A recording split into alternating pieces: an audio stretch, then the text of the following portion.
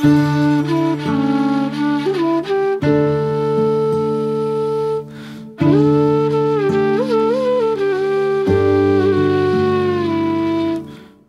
বাংলার মেঠো পথ থেকে হারিয়ে যেতে বসেছে দেশি প্রজাতির খেজুর গাছ। একসময় গ্রাম অঞ্চলে পথের দুধারে দেখা যেত এই গাছ, আর খেজুরের মৌসুমে থোকায় থোকায় ঝুলে থাকতো এই খেজুর। কাঁচা খেজুরের রং সবুজ এবং তা পরিপক্ক হলে গাঢ় হলুদ রং ধারণ করে। খেজুরের কাঁদি কেটে পানিতে এক রাত্রি ডুবিয়ে রাখলেই পেকে যায় এই খেজুর। দেশি প্রজাতির এই ফলে প্রচুর vitamin A, vitamin C, vitamin K, calcium, iron, beta carotene সহ স্বাস্থ্যকর বিভিন্ন উপাদান রয়েছে।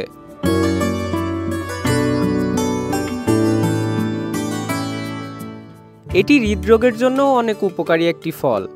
তাছাড়া মানবদেহে রক্ত তৈরিতে সহায়ক ও হজমবর্ধক এই ফলটি। এটি পাকস্থলীয় যকৃতের শক্তি বাড়ায়। ঋতু পরিবর্তনকালীন রোগ প্রতিরোধে এ ফল দারুণ কার্যকর। সেজন্য প্রচুর উপকারী এই ফল আমরা খেতেই পারি। আমাদের দেশি খেজুর তো অনেক সুস্বাদু, ঠিক আছে। আমরা ছোটোবেলার থেকে গাছের খেজুর পেকে থাকতো, আমরা গাছে উঠে ঝাঁকি দিয়ে বাইরে এসে খেজুর জায়গায় বসে আমরা অনেক খেজুর খেয়েছি। এখন তো প্রায় বিলুপ্তের পথে, ঠিক আছে। তারপরে যদি দেখা যাচ্ছে গাছ অনেকে কেটে ফেলছে, বিভিন্ন রকম সমস্যা আছে, তো সব মিলায়ে এখন ওই দুটো একটা গাছে খেজুর আছে, তাও আমরা মাঝে মধ্যে ছেলে পেলে পেড়ে খাই, আমরাও খাই, ঠিক আছে। এটা অনেক সুস্বাদু। হ্যাঁ, গাছের রস দেয়, মানে রস আলা গাছে খেজুর একটু কম হয়, ঠিক আছে। আর যে গাছটায় দেখা যাচ্ছে রস কাটা হয় না, সেটাই খেজুর ভালো হয়। আমরা খেজুর অনেকেই পছন্দ করি, আমাদের সবারই ভালো লাগে। আমরা মানে আরও যখন ছোট ছিলাম তখন হয়তো অনেকেই গাছে উঠে খেজুর পেড়ে খাতাম, ওইটা আমাদের পছন্দ।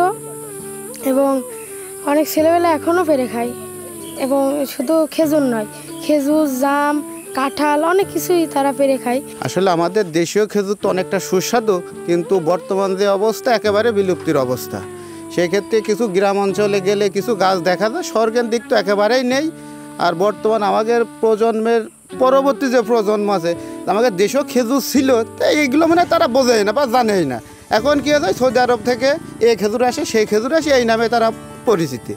এখন বর্তমান আমাদের যদি এই খেজুর বিষয়টা একটু জানতে হয়, তাহলে গ্রাম অঞ্চলে যে অন্তত কিছু কিছু মাঠে দুটো একটা খেজুর গাছ দেখা যায়। আমাদের নিজেদেরও ছিল এক সময়, কিন্তু এখন সেগুলো আমরাও বিভিন্ন প্রয়োজনে কেটে দিয়েছি। বিভিন্ন প্রয়োজনে দেখা যাচ্ছে অনেক সময় বিভিন্ন ব্যাপারীরা আসে, তা সেটা করে ধানায় পানায়ভাবেই চলে যায়।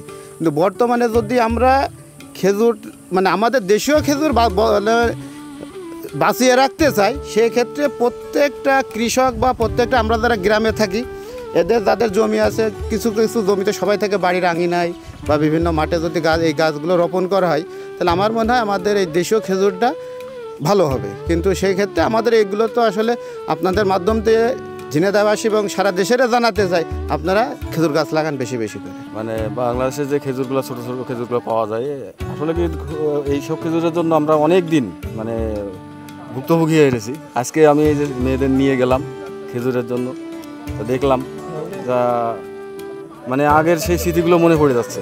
মানে আমি ছোটোবেলায় যখন দাদা বাড়িতে আসতাম, এটা অবশ্য নিজের এলাকা, নিজের বাড়িতে, আর ওই পাশে গ্রামে গেলাম, যে দেখলাম খেজুরগুলো দেখতে খুব সুন্দর লাগতেছে। আগের সেই স্মৃতিগুলো মনে পড়ে যাচ্ছে আর কি।